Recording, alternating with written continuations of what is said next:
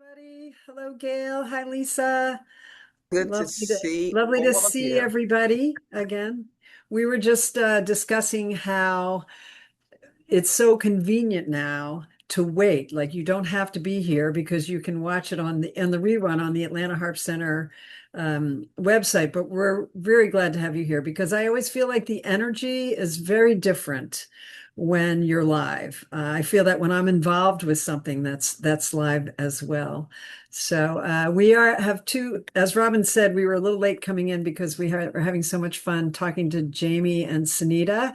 And Robin and I haven't seen Sunita in quite a while. The worldly harpist, always just every place under the sun. So we're very excited about talking to them. And remember, while we're talking, feel free to put questions in the chat because Katie and Christina will be monitoring them. And as you probably all know, I think we mentioned the last time, one of the reasons we have chosen these amazing women today is because they are on the faculty for the upcoming Atlanta Harp Center Festival. They are two of the amazing guest artists. They're giving classes, master classes. They're playing. They do it all. They're a one stop shop there. So we'll be talking a little bit about their classes, and Christina's going to talk a little bit more about the festival. We already have a bunch of people signed up, harpists from all over the country, Ohio, Utah, Illinois, Minnesota, although I am betting they are coming just to get warm myself, and and Arkansas. So far we've got a nice variety from all over, and we're also looking forward, hopefully, to seeing some of you there. That would be awesome. So I'm going to have Christina talk a little bit about the technical or the logistics of the conference, and then we'll be back. Yeah, of course. Thanks, MJ. So we're so excited to be hosting this conference in Decatur, Georgia. I've not had the opportunity to see the hotel in person, but I'm going to be in Georgia for the first 2 weeks of next month, and I'm going to get to tour the hotel. But everyone that I've talked to about where this conference is located, Katie and MJ, everybody who's been there before says what a wonderful location it is. Really, like vibrant kind of cultural area, and we are so excited to be hosting some incredible featured artists, two of which you're going to be hearing from today. And I think one of the things that's really great about our festival is that you don't have to register for the entire event. If you're only available for an evening concert and you really want to come see Sunita play and you really want to come see Jaymee play, but you don't have a full day to dedicate to come to the conference, that's completely okay. We have all sorts of different registration levels where you can register for the whole event or just a single day or even just the concerts in the evening. So there's a lot of flexibility in how you can participate in our event, and we feel so grateful to those of you that have registered so far, and we're so excited. I'm so excited. So many of my students who I've known for many years but never had the opportunity to meet in person are coming, and I hope some of you can come and join us and say hi in person. And we're really excited about everything that we're bringing to the Decatur area this year. And so yeah, excited. Register now. Registration is open and will be until the day of. And it's really easy to get kind of complacent because we can see so many things online, because we can access these people online. But I will just say to you, if you step out of your house, get on that plane. I'm getting on the plane. It's a real easy trip from the airport to the hotel. I have been there before, and the hotel is wonderful. I don't move out of hotels a lot. There's food right there. So you guys know me. I'm like right there. I'm not going all across town where everybody else goes. But really and truly, I'm looking at people online right now who I've only met and I only know because of conferences, and they're now just my besties. So come on and make some new friends. Hi, Cindy. Unlike Robin, I do like to go out, and Decatur's got a lot of really wonderful, wonderful restaurants. Not that you should come just for the restaurants, but it's also a wonderful place. Even if you're not looking for a harp, but you're curious, the exhibit room is amazing. those of you that keep up with all the social media, there was a wonderful clip from Christina. Apparently, she was a bad girl at Line and Healy. We've got She some really, actually really nice harps coming in. So she if you are hand looking for a harp, yeah, she handpicked those harps, and we'll have a list for you the next one because our next hang will be right before the conference. So we'll let you know, or you can call Atlanta and say, "Hey, I've been dying to try whatever. Will you have one there?" And make no mistake about it. And I know Christina feels the same way David and I do.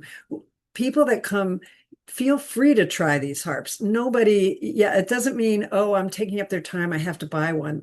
Come on, this is like a major purchase. And I think it's wonderful to have the opportunity to go somewhere and try different ones and just give yourself a little bit of a cushion as, oh, no, I didn't like that at all, or it felt uncomfortable, but you never have to feel obligated. So that's what's so lovely about the exhibits. Plus, in Massimo and Giovanni from Line and Healy will be there. They are the head honchos, as will Jacques and Eric, the Frenchmen who we all know and love. And so and they are always so gracious about answering questions. A lot of people have questions about Kamak because they're not as familiar as Line and Healy. And I'll tell you, Eric is he will spend a whole day if that's what you need. So it's a really nice opportunity to get out there if you're looking for something or just curious. So I am going to get on to the trivia question. I'm just going to give a little hint here, but it's it's kind of far-fetched. But here is the question. What famous harpist had a summer home next to Jacques Offenbach in the Normandy coast of France?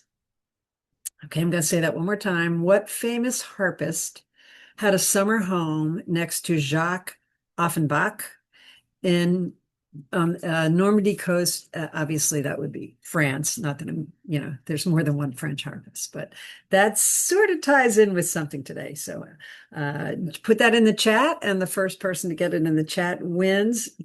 They're hanging with the harp mug, right? That's right. And I've got a nice cup of tea, courtesy of my husband from today. I wish everybody could have seen Peter's eyebrows go up when you said Offenbach. I love it. He was like, aha, like, I know this answer. So I love it. It is so Peter, wonderful to see all of you. it's not because I pronounced it wrong, correct? Okay, good, because I thought, so I'm excited. I am the first. We're gonna talk to Jaymee and Sunita about their classes, but I get to talk to Jaymee, and it's very exciting for me. I've known Jaymee throughout the years. I know what a great teacher she is. I've seen firsthand. I had a student who studied with her who just found her voice with Jaymee. I'm always so grateful about that. That was just wonderful, and very versatile teacher, versatile player.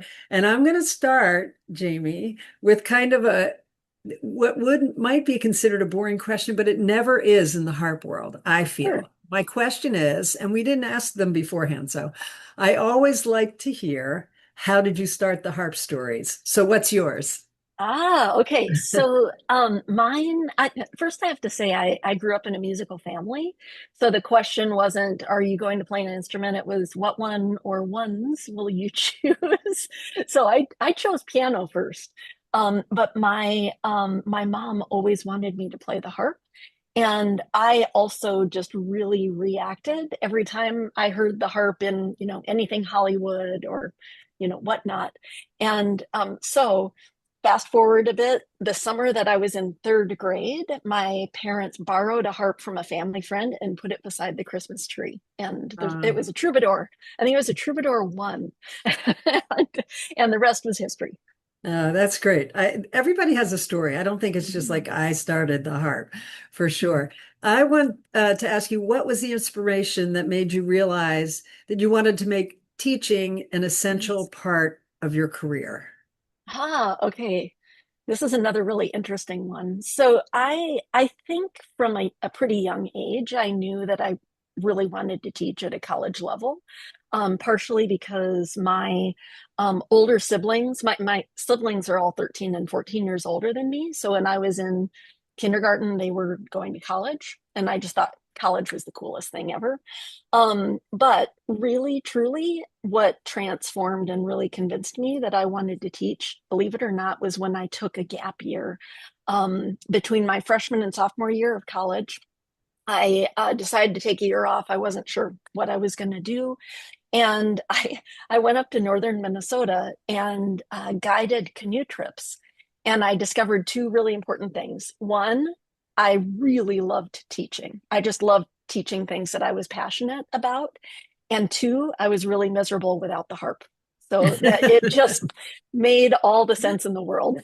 That's nice that it brought the two together for you. Perfect. Yeah, I played in a like kind of a bluegrass sort of Celtic-ish sort of band when I was up in northern Minnesota, and that was lovely. But I really missed you know, the studies and the performing and everything that I had left behind. So I How quickly old were got you? back on track.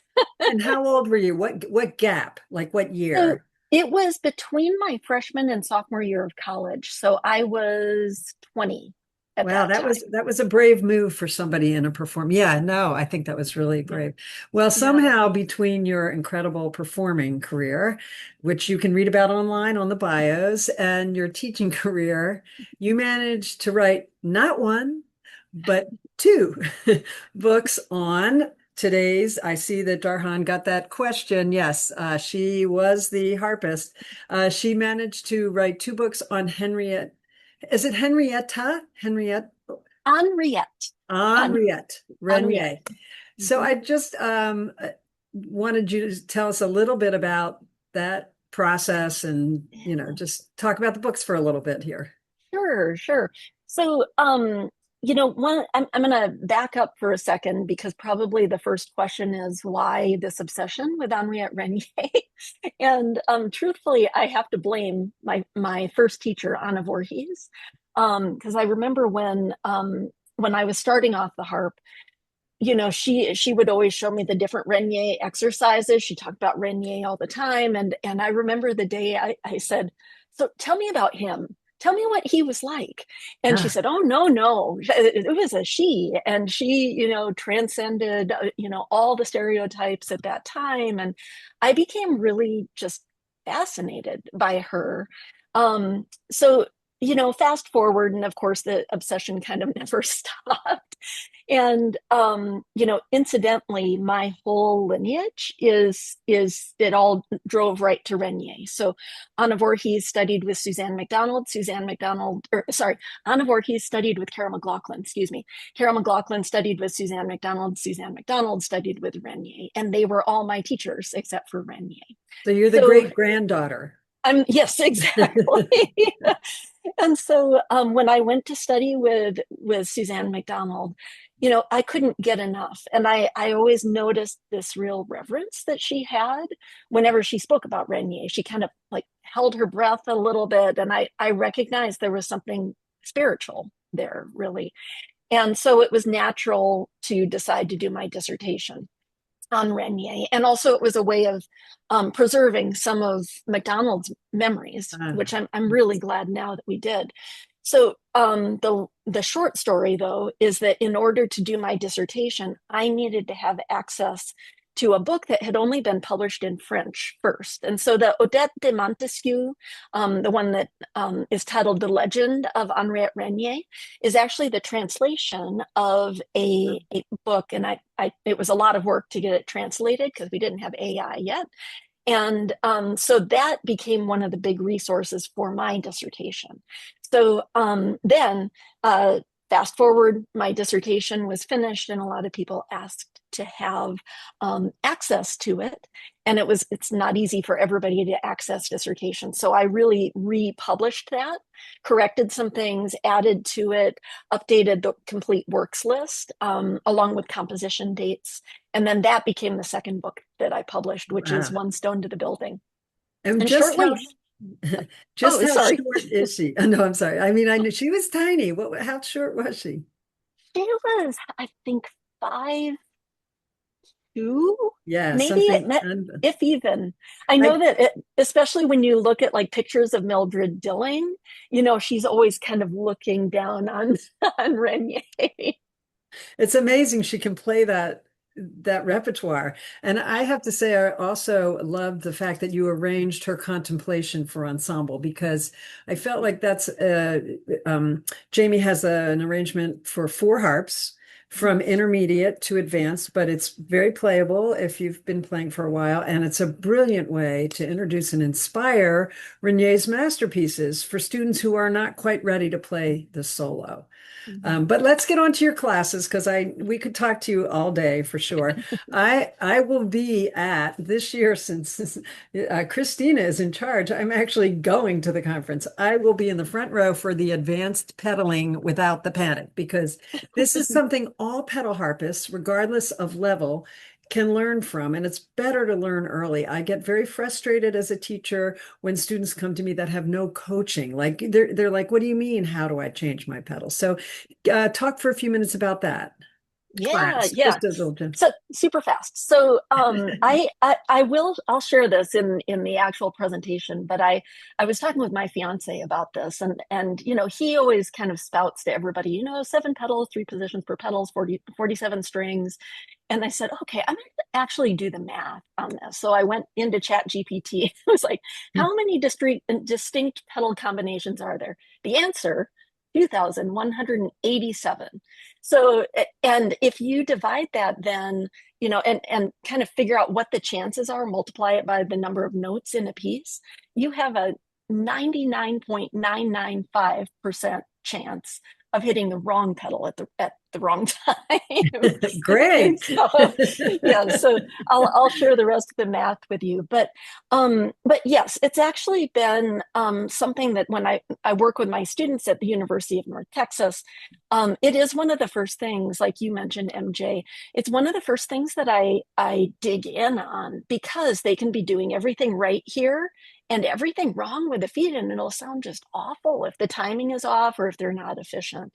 So some of the things that we will talk about are, of course, memorization techniques, but a lot more of the technique of pedaling. How do you move your feet? Specifically, this idea of supination, moving the feet to the outside, and pronation, kind of moving them to the inside, is something like we talk about elbows and wrists and thumbs all the time, but we, for some reason, very rarely talk about that. And there's some really subtle tricks that can make your pedals totally quiet that most people don't seem to know. The biggest one is making the movement curved. We think of the pedals this way, and they're not. They shouldn't be, right? The movement should all be on a curve. Instead of up and down, in and out. Yeah. Exactly. And so I'll take you through some exercises and some different ways to really corner what the issues are in your music. And I would encourage all of you to bring your music, bring your pedal problems. I love troubleshooting pedals. It's like a crossword puzzle to me. So bring them, and we'll see if even on the spot, maybe we can solve some of those. Well, as I said, I'll be in the front row. So there you go. The other class you're teaching is also such an amazing tool for both students and teachers alike. It's what professors wish students knew. Yeah. So talk a little bit about that, please. Yeah. So, I feel like the luckiest person in the world. I really, at UNT, I have just extraordinary students. They're hardworking, they're kind, they never make mistakes. They play perfectly all the time. I'm kidding. But the big thing is that they work really hard, and they're really hungry for knowledge. And even in a near perfect situation, there are things that they come to college with that are these preconceptions about, who we are as professors and how to approach us or how to not approach us. And so I'll break some of those things down. and this, I'll actually share, this wasn't a harp student who did this, but I've held several administrative positions at UNT. And so I get emails from, the college as a whole. And, students will write to me with requests for exceptions, curricular questions. And sometimes they'll say, "Hey, Jaymee, how's it going? Can I get this on my degree plan?" And I reply, you mean Dr. Haefner, right? And I'm not sure you got the right person. So, some of these things are very obvious, and some of them are not very obvious about, for instance, what's difficult for us as professors. I've got to say, I was full of misconceptions about how perfect all of my teachers were and how they never got nervous and they never made a mistake. And so we're gonna break some of those things down, and really to kind of break down some of the walls so that students can get more out of their education. Because it really is about breaking down those walls, I think, and humanizing the professors and raising up the students. I love that, humanizing the professor. That's so true, because I remember the fear I had even all these many, many years later. I was I'll afraid tell you what of makes me the most nervous now is technology. I just like, you can hand me like the most difficult piece with the most pedals and that's no problem. But technology, I just freeze, especially in front of my students. right, since they're like light years ahead of us, even the 8-year-olds, right, in a way. Yeah. Will you be playing any Renier on your Saturday night concert? Yes, Yay. actually, it'll be all Renier. All right. And Okay. and both her, I'm going to focus on her compositions. Everybody's heard Les Jean, everybody's heard Pièce Symphonique. So I will be focusing on the pieces that you likely have not heard, and hopefully to inspire some playing. And there may be a surprise duet artist there. So Oh, to be decided. lovely. That's Yes. intriguing. Yes. And Jaymee, you're giving a master class on Sunday, so I wanted to mention that. And Christina, well, there's a list for that, right? If you wanted to sign up, I just want to double check with the person Yeah, in charge there. absolutely. So you just email us at Atlanta, so info@atlantaharpcenter.com. And we're going to be sending out emails to people who register also to invite you to participate in the master classes as well. So there's lots of opportunities to participate in the conference. And I'm going to mention also, and I'm sure I'll double check, of course, with Jaymee, but this is for any level. I find sometimes people hesitate to sign up for a master class if they're not a master of the harp. And that's not what this is about. This is to take Jaymee's knowledge. I mean, one of my favorite teaching pieces is, and here I go with my French friend, Grand Histoire. Can you pronounce that for me? Yeah, Grande Histoire. Yeah. Yeah, the you're talking about oh, it's the grandmother tells a story is the one that you're Right, referring to. right. Yeah, And I Grandmère. that's it. That's right. And Yeah. the history was her telling the story, I guess, but a beautiful piece. And it's a beginner intermediate piece, but it would be a lovely piece to bring. I think one of the most inspiring master classes I went to, it was, oh my goodness, I'm going to forget his name, but I'll remember it in a second. And somebody played Grandjean's something out of the first book that with the three, and so inspiring to hear him. I'll put it in the chat when it hits me. But yeah, so please sign up if you would like to play anything for Jaymee, but do not hesitate because you are worried about, oh, I'm not at that level. That's not what this is about. I'm watching the Olympics. It's always, you just think to yourself, there's always someone better. There's always someone behind, usually. Then you hit the gold and there's no one better. But, that's a whole different thing. So, Jaymee, will you talk a little bit about the piece that we're going to be hearing? Yeah, here in a minute. So the I will talk about this more, during the conference event. But part of my Renier journey, ultimately through my research, I got to know the Renier family. and have become quite close with quite a few members of the family. And they invited me to the home, believe it or not, of Jacques Offenbach, which is now owned by one of the Reniers. And I've given 2 recitals there now. I've visited several times. So this recording was actually made in the entryway of Jacques Offenbach. And you'll hear, if you turn your volume up, you will hear part of the reason I wanted to record it. It was just with my GoPro, but it has, the seagulls were just going wild in the background. And if you zoom in and look at the cliffs in the background, they are the famous cliffs of Etretat that were painted by Monet and were an inspiration to many artists. So it's kind of a full circle sort of video. Did you write this piece, or is this a Renier piece? No, this is a Renier piece, okay. And okay. It's called. This is the first of her 2 morning walks, and so Etretat was specifically her inspiration for writing this. The first one is kind of slow and serene. The second one is very lively, and I'll play both of them in the recital. Wonderful. All right. Well, thank you so much for being here. If you have any questions for Jaymee and you haven't had a chance, you can put them in the chat. We'll make sure she gets them. And if not, we're going to listen to her beautiful music, and then Robin will be talking to Sunita. So Jaymee, thank you so much. I'm really looking forward to seeing you in March. It'll be great. Thank you. Thank you so much.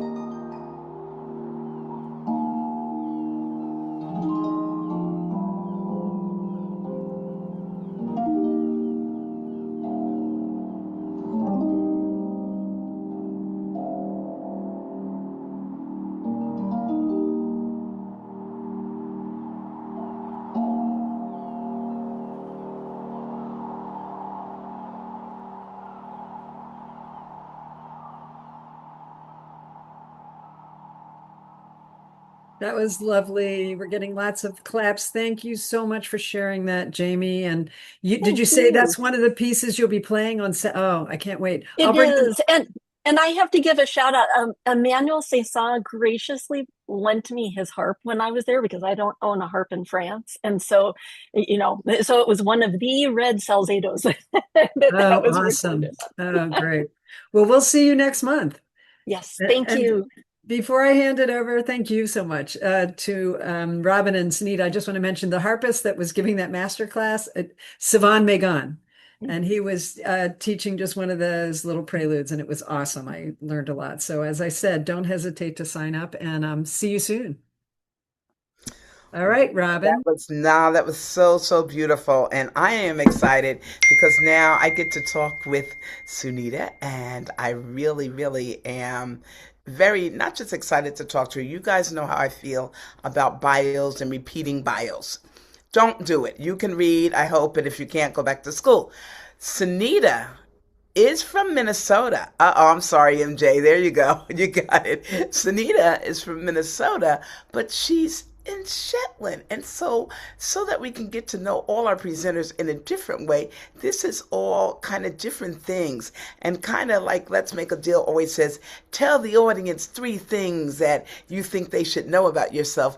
I want you to tell us first and foremost, what in the world are you doing in Shetland from Minnesota? Well, it's not as different from Minnesota as you'd think. So in some ways, it's really a full circle. My husband's from Edinburgh, Scotland, and we took a cycling trip for a half year, and we made it all the way up to Scotland. We thought we'll take the ferry from Aberdeen to Shetland, just go to the very top. And that was the first time either of us had been to Shetland. And there's a lot of stone houses that need rescuing. And so originally we thought, well, we'll just fix up a house, buy a house for a song, fix it up and have a summer home. And then COVID hit, and like nobody had COVID in Unst, where we were, the island that we now live in northern Shetland. And it just seemed like a magical world. It's snowing here. It's not. It's kind of remote, but you don't lock your back door. You wave to people in the street, and that's sort of how I grew up in Minnesota. Except Minnesota winters, I think, were snowier, but maybe not as fierce in the same way. So it's not actually as crazy as you think. And they speak English here. Well, that always So the helps. And now beautiful on that trip, didn't you have your harp with you on those bikes? yeah, we decided to have a tandem bike because my husband will just like, we don't always agree on which direction to go. And so then when we like hike, we could just go off somewhere. And it's like, no, okay, we're going to stay together and then we can talk. We'll have a tandem. And then I thought, well, all this time, we're not going to cycle all day. I should like finally do some composing or just really arrange or work. And so I had one of the Heartland carbon fiber harps. Can't really bring a wooden harp bumping along. And yeah, we were like a train. It was a tandem plus a trailer for the harp. Yes, good memory. Wow, wow. And so in Shetland, you talk about a bench because now you're talking about your composing. Isn't there a song people can go hear? We have to come to Shetland just for that. But tell them about this bench on the highest hill. So there's a nonprofit called Wild Skies Shetland because they want to encourage people to come all year, not just when it's sunlight all the time, because there's beautiful wild skies, and at night in the winter you can see really beautiful northern lights too, besides stars. And so they thought they're setting up these like sound stations where you press a button and you can listen to some story or music, that if they put a bench on the highest hill at Saxford Hill up in Unst, sort of one of the most northern places in Great Britain, really, and you can see the whole island. It would be a perfect place to see the northern lights, and they'd love to hear how harp music. They thought that would be perfect to interpret the sound of northern lights, or just to. They call them the Miri dancers here. So think of it as like a ribbon or a skirt, and that kind of can move. And so it's more of a soundscape really than a song. But it's there's little dancing in there. And if you go there, you press a button and you can hear my interpretation of the Northern Lights. Yes. See, I think that's really exciting just to have something that no matter what, someone's going to press a button and hear you. And with this whole composing, and when you talk about the lights, it's making me think of one of the classes you will be teaching, which is creating beauty. And can you tell them a little bit about your creating beauty class and specifically how your therapeutic work has gotten you to this point where all these sounds and layerings and all of that have come.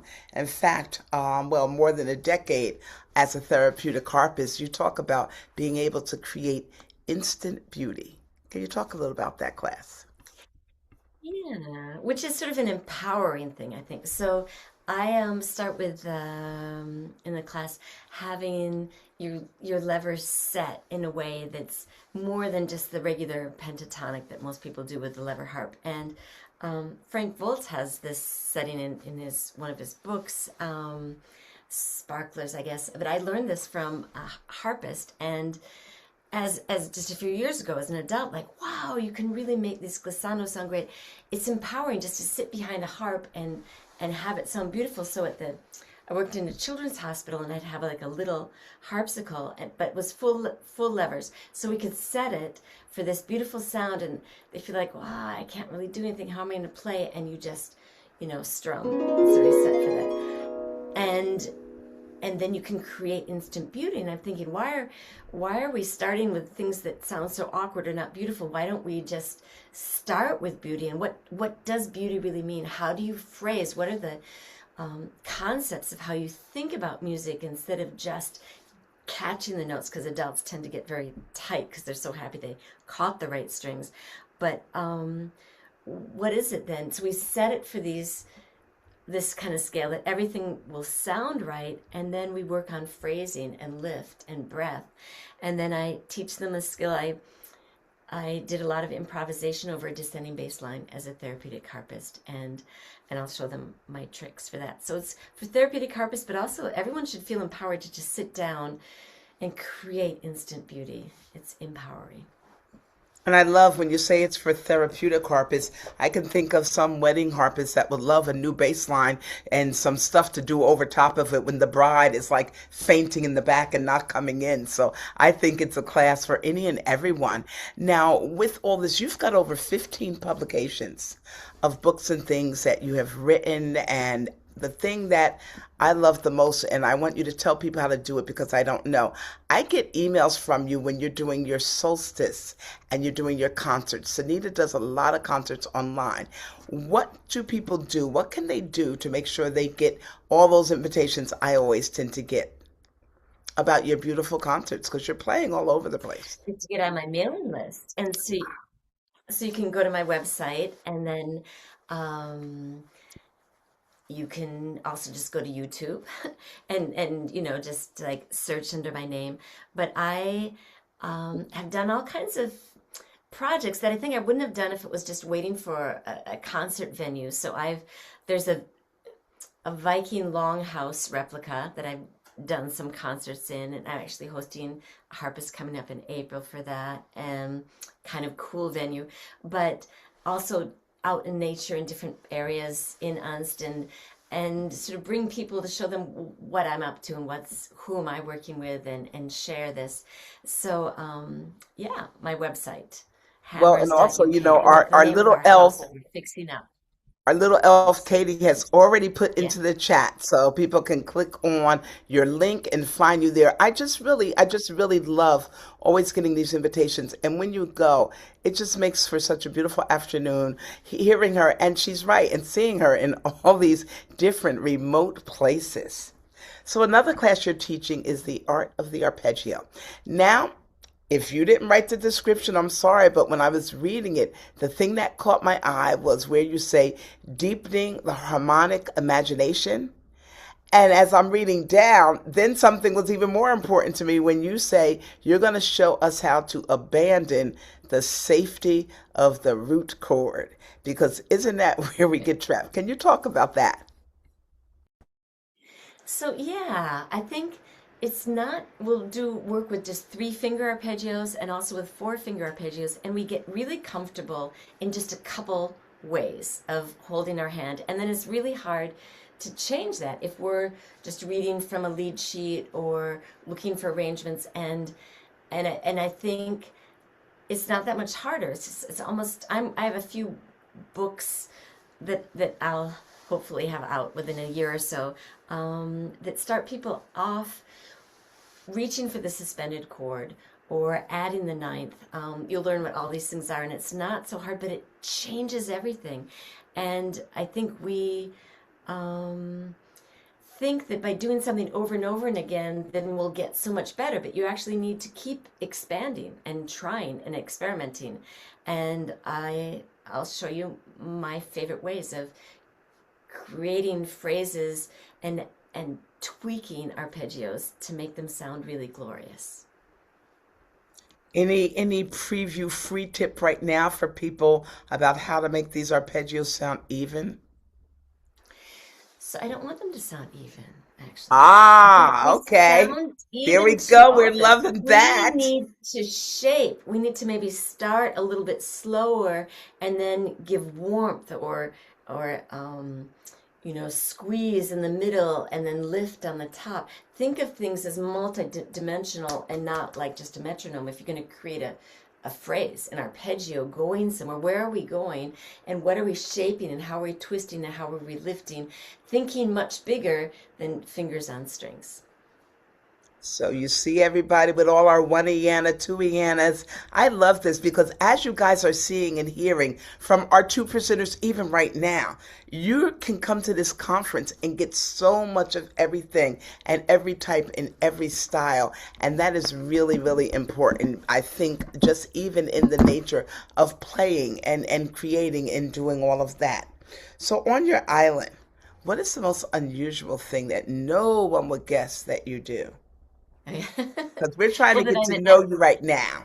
I know that I told you that I'm an ambulance driver. So and I just had a flashback because when Jaymee was saying that she scuba dives, I went to a harp summer camp in Nice. Junior year abroad, I was in France. And I thought, wow, I'm in Nice. I want to learn to scuba dive. So like I had sunburned. Everybody's white because they're all, pale because they're just practicing all day. And I'm like getting sunburned. So, yeah, I don't know. So it's like, I think all kinds of harpists do all kinds of different stuff, right? So I wanted to give back to the community and I do different stuff. I'm part of the hall committee and I'm a bartender for there too, but I I I I learned to drive the ambulance and basic healthcare. So you're on call, and then there's two of us that are on call together, and it's a schedule, and then you can get woken up in the middle of the night, and you dash off to pick up the ambulance and head out. And then you either bring them to the proper paramedics or to a helicopter, and they get whisked away. So yeah, I grew up. I watched the TV show Emergency when I was a kid. Do you know that when they were like paramedics and they drove off, and I thought that's the coolest thing. And now I get to drive an ambulance, but we don't get to put the siren on. It's okay. It's small roads. Everyone gets out of your way. It's not a problem. But no siren. No siren. Oh No no. siren. Well, I tell you what, both you and Jaymee are giving limited private sessions that people can sign up to take. Do they have to? Do I have to sign up like with a purpose or reason? Can I just sign up and say, show me what your best thing is that I should do? Yeah, or if people play, even if they just play for like half a minute, I know all sorts You of can things that I fix can them. tell them. Yeah, it's like, oh, have you thought about this? And so you don't have to have some perfect piece ready. And I'm even arriving a day early. I would love to give private lessons, and that's how you really interact one-on-one and meet people. That's one of my favorite things to do at a festival too. And let me tell you guys, it's better than trying to get all the way to Shetland because no matter what she says, I'm feeling rocks and jagged roads and all of that. So it's a closer thing to do. Can you tell us about what you're going to play for us. She's going to play something for us. And can you tell us about that? And even about your harp, this beautiful harp that we get to see. So it's a Kamek Ulysses harp, so it's hybrid, and I use this in the hospital, and I can travel with it. I have a Dusty Strings hard case, and goes on the plane. I can go anywhere. And, well, British Air doesn't even charge excess baggage. KLM doesn't always. So I'm in love with this idea that I can just go anywhere with a harp. And so this is set for the levers that I'm going to show people on the Creating Beauty workshop, and I just thought I'd give you like a taste of what we'll do. You can improvise. You can do almost anything as long as you think of musically, question or answer or timbre or hints at melody. So I'm going to kind of give you a smorgasbord of how you can just sit down and play. And have sounds. And so, can you tell me what you meant when you said that the harp was hybrid? Good point. It's not all wood, which is kind of embarrassing sometimes to say that, no, it's not all wood, but it sounds great. It's carbon fiber and wood and fluorocarbon strings, so it's synthetic and wood. It's not a historic harp by any means, but it has a glorious sound. I kind of love that. And before you play, we're going to have MJ announce the winner of the trivia. But I really am so grateful to be able to talk to you because I feel like I can just throw my metronome out the window, at least on some things, and just concentrate on, really concentrate on hearing what I'm doing in the beauty of it. So I thank you for that, even just for myself. MJ's going to tell us who the trivia winner is, and then we're going to have you play, Sunita. We cannot wait. And I think and hope that everybody did catch her say she's going to be in town a day earlier. So you might want to be reaching out to her, but please be mindful. She really is looking for someone to help her shop for a Mom of the Bride dress in Atlanta. So just have I that could do too. both. Yeah. Thanks. Okay, MJ. Okay, so Darhan, if you are on, we asked this in the beginning, but you may not have been there. Can you have I'm right here. There you are. We had well, you are the winner. It was Henriette Renier. So Lucky guess. yeah, it was a lucky guess, but you'll have your mug and a bag. How we had this discussion after we all got off because I wanted to say hello to you. I love your Christmas music, your book. Oh, thank you. It's one of my favorite. How do we pronounce your first name? The H is silent. All right. It's Darren, or in Welsh it would be Darren with a nice flip of the R. Darren. There Darren. we go. I But might in American it's Darren. Yeah. So that is why I did not say anything the last time. And we got off and I said to Robin, is it Darhan? Is it? So thank you for clearing that up, Darren. And you will stay on, or not stay on, it's not a radio show, but Katie will be in touch and get an address to send your mug. All right. I can put my address in the chat. I'll Perfect. do that. We probably have it anyway, I would You think. should. But go ahead and do that. So you are the winner. And without further ado, Sunita, I can't wait to see you. It's been way too long, and I can't wait to hear you play right now.